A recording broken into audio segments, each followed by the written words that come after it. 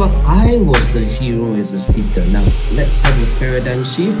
The hero is the audience. Love the hero.